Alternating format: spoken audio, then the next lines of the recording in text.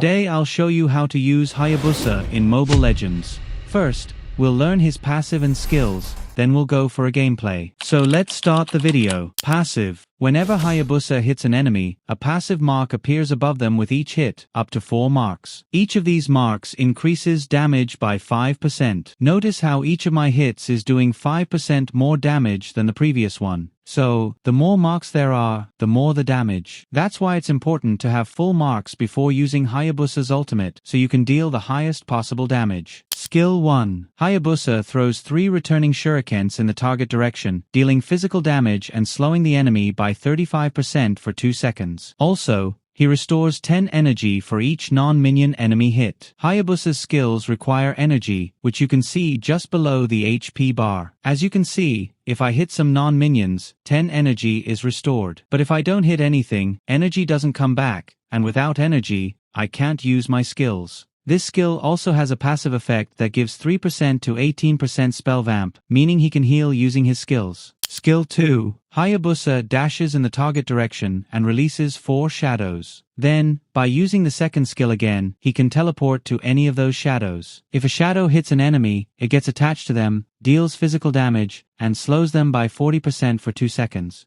After that, no matter where the enemy goes, you can teleport directly to them before the cooldown ends. So always use the second skill to target low HP enemies, especially marksmen and mage heroes. Also, teleporting to a shadow reduces the cooldown of skill 1. And remember, second skill is Hayabusa's main skill. The better and faster you learn it, the better you'll perform. Ultimate. Hayabusa turns into a shadow and hits a single target up to 6 times, dealing physical damage. But the problem is, this skill hits everything nearby, so if multiple targets are close, the attack gets divided.